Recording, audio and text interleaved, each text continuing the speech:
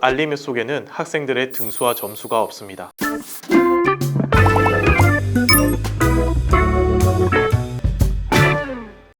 안녕하세요.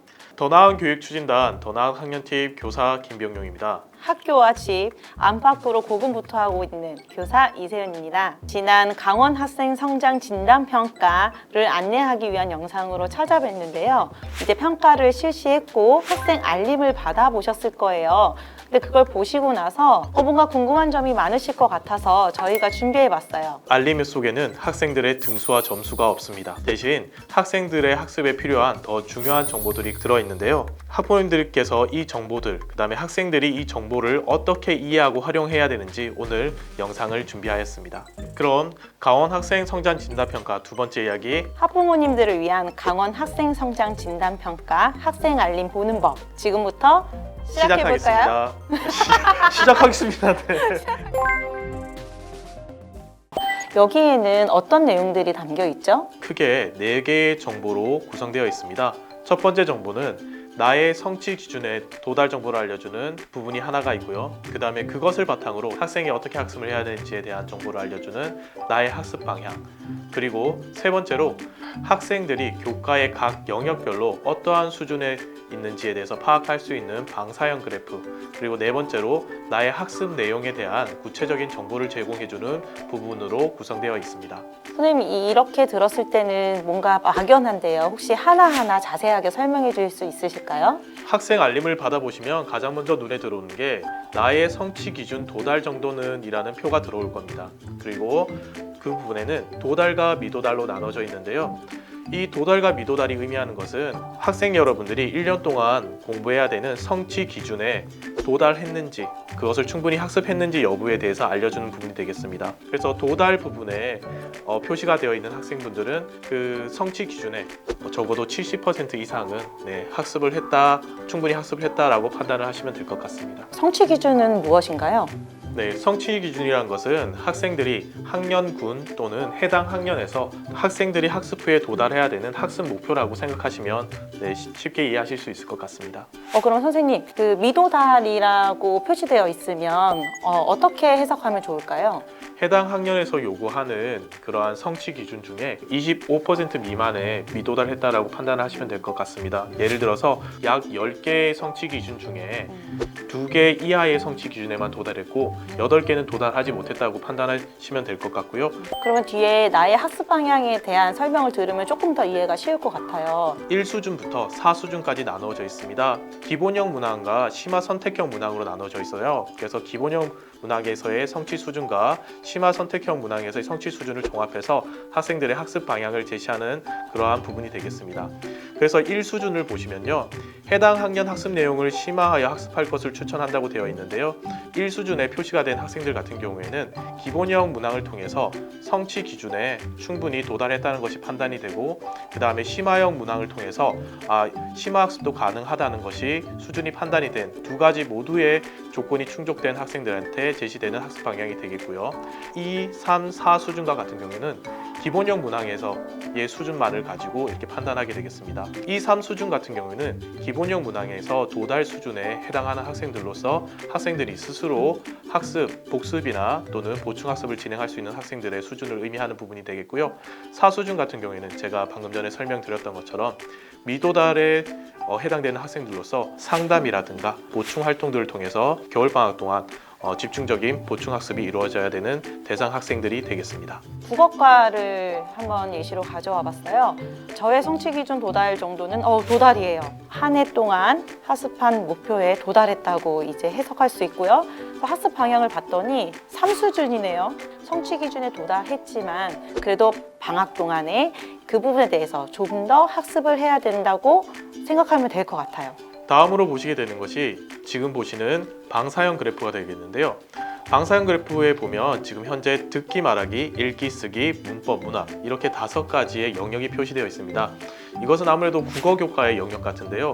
하나의 교과도 하나의 내용으로 구성되어 있는 것이 아니라 이처럼 여러 가지 영역의 정보가 포함이 돼서 하나의 교과로 이루어지게 되겠습니다. 그래서 각각 영역에 대한 정보를 제공하는 것이 이 방사형 그래프가 되겠습니다. 영역별 정보를 보시면 가장 바깥쪽에 그 교과의 영역 정보가 나와 있고요. 지금 보시다시피 듣기, 말하기, 읽기, 쓰기, 문법, 문학, 국어에서는 이렇게 5가지 영역에 대한 정보가 나와 있고요. 그 안쪽을 보시면 점선과 실선 그래프가 있습니다. 여기에서 점선 그래프는 학생들이 도달해야 되는 도달 기준을 나타내는 정보가 되겠고요. 실선 그래프는 학생들이 현재 수준을 나타내는 그래프가 되겠습니다. 그래서 점선 그래프를 기준으로 해서 학생의 실선이 어디에 위치해 있는지를 확인을 한다면 내가 어떤 영역에서 강점을 가지고 있는지, 어떤 영역에서 약점을 가지고 있는지를 파악하실 수 있을 것 같습니다. 그럼 저기 그래프를 보면 지금 실선이 모두 점선 안쪽에 있어요. 그러면 저 학생은 5개의 영역을 모두 도달하지 못한 거네요? 네, 맞습니다. 아무래도 이 학생을 미도달 학생으로 지금 예측이 되는데요. 지금 기준이 되는 점선 그래프 안쪽에 모든 학생의 실선 그래프가 들어있는 것을 보니까 모든 영역에서 도달 기준에 도달하지 못한 것으로 판단이 됩니다. 그럼 이런 모양을 보인 그래프는 이제 학생이 듣기, 말하기, 문학, 그리고 쓰기 영역에서는 성취 기준에 도달했고, 그리고 읽기 영역과 문법 영역에서는 미도달한 것으로 보이는데요. 도달 기준인 점선을 기준으로 해서 봤을 때 지금 듣기, 말하기 영역 같은 경우에는 학생의 수준을 나타내는 실선이 점선의 바깥쪽에 있고요. 읽기 영역에서는 점선 안쪽에 실선이 위치한 것을 확인할 수 있습니다. 그리고 쓰기에서는 바깥쪽, 문법에서는 안쪽, 문학에서는 점선과 일치한 곳에 위치한 것으로 보이는데요. 그래서 여기에서 점선 이상의 실선이 위치한 듣기, 말하기, 쓰기, 문학에서는 학생이 도달 기준에 도달했다는 것을 확인할 수가 있고요. 그 다음에 점선의 안쪽에 위치하고 있는 읽기와 문법 영역에서는 도달하지 못한 것으로 판단할 수 있을 것 같습니다. 그래서 이 학생은 국어를 공부할 때 읽기와 문법의 영역을 중심으로 공부한다면 많은 도움을 받을 수 있을 것으로 생각이 됩니다. 방향이 어느 정도 잡히는데요. 그럼 이제 어떻게 공부해야 될까? 이제 그 부분에 대해서 굉장히 궁금할 것 같은데요. 전반적인 학습의 정보를 얻으셨다면 이제 좀 더 구체적인 정보들이 궁금하실 겁니다. 그래서 마지막 부분을 보시면 내가 더 공부해야 하는 내용들은 무엇일까? 다음에 학습 내용을 공부하세요 라는 부분이 나와 있습니다. 네, 그 아래쪽에 있는 표를 보시면 학습 내용과 학습 지원 영상 이 2가지의 내용이 담겨져 있는데요. 학습 내용에는 학생 여러분들이 공부해야 되는 내용과 그것을 참고할 수 있는 자료에 대한 정보가 제시되어 있고요. 학습 지원 영상에는 강원도 교육청에서 강원 학생 성장 진단 평가 이후에 학생들이 여러분들이 학습할 수 있는 다양한 학습 지원 영상을 촬영하고 있습니다. 어떤 영상을 봐야 되는지 그 영상 정보가 이제 포함이 되어서 제시되게 되겠습니다. 그런데 학생들이 스스로 찾아서 공부하기가 어렵잖아요. 그래서 그 옆에 학습 지원 영상에 보면 초5 국어 -2 이렇게 학습 지원 영상 코드가 쓰여 있어요. 그럼 이 코드를 찾아서 학습을 하면 되는데요. 이제 곧 오픈할 방구석 학습 프로젝트라는 유튜브 채널이 개설이 될 거예요. 접속하셔서 그 영상을 찾아서 학습을 해보면 돼요. 잠깐 맛보기 영상 보실까요? 이번 시간에는 물건의 주인이 누구인지 저기 있는 저 양말들은 누구 것이라는 뜻의 바로 mine, whose 물건 is this. 이제 평가가 끝나고 나서 각종 학생 지원에 대한 여러 가지 방법이 있다고 알고 있는데요. 상담을 비롯해 방금 전에 말씀드린 학습 지원 영상을 접속해서 보는 방법, 그리고 다양한 지원 교재에 대한 정보가 담긴 안내장이 여러분들의 강원 학생 성장 진단 평가 알림과 함께 가정으로 발송이 되었을 겁니다. 그 안내장은 지금 보시는 것과 같을 텐데요. 또 알림장을 보시고도 이해가 안 되시는 부분이 있으실 것 같아서 조금 설명을 해드리려고 해요. 그래서 첫 번째 학부모 전화 상담과 관련된 부분인데요. 학부모님께서 상담 신청을 하실 수 있어요. 신청 기간은 12월 29일 목요일 벌써 시작했고요. 1월 6일 금요일까지 상담 신청을 받아요. 선착순으로 받은 다음에 1월 16일 월요일부터 1월 30일 화요일, 공휴일은 제외합니다. 학생 1인당 10분의 시간 동안 상담이 진행되고요. 그리고 상담 번호는 033으로 시작하는 번호로 갈 거예요. 그래서 그 상담 기간에는 033으로 보이는 번호에 전화는 꼭 받아주시고요. 3번 연속으로 받지 않으시면 상담이 자동 취소가 되니까 그 시간에 맞추어서 꼭 상담 전화를 받아주시길 바라겠습니다.